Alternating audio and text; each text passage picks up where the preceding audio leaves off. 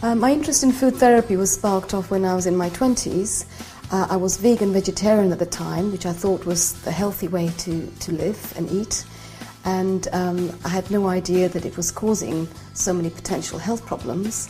And even within general practice, no one was able to help me with my ever-increasing health challenges and symptoms that I was developing. And so I realized that if food is where the answer lies, hence my interest and development of food therapy and using food as medicine.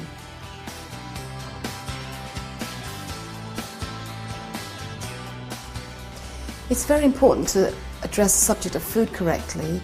After all, it's an important activity we engage in 3 times a day, breakfast, lunch, dinner and more sometimes. It's important as a fuel to get the right fuel for the body. And it's hugely important to connect with food, form a good relationship with food, directly with nature, to touch, feel, smell, taste food in a way that's exciting and healing. So for these reasons, we need to change our attitude and outlook on food and not give the power away completely to supermarkets, restaurants, cafes, takeaways. That really has to change.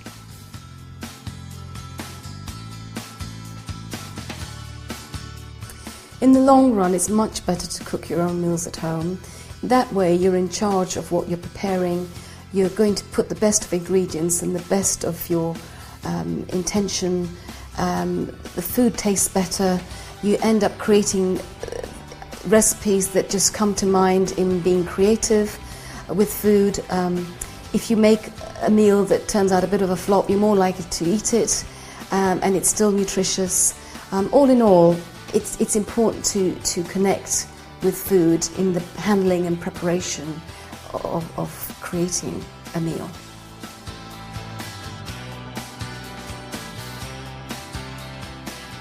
What inspired me to write my book, The Power of Food Therapy, was a need, a feeling to educate and empower my patients onto this vast and complex subject.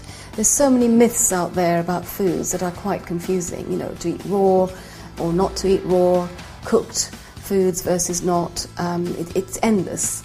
And it was really to help explain to my patients in a way that I didn't have explained to me when I had numerous symptoms and didn't know what to make of them. So general practice, unfortunately, doesn't promote food or prescribe food enough. And food therapy really is a prescription initially that people need to recognize as a starting point on their healing journey.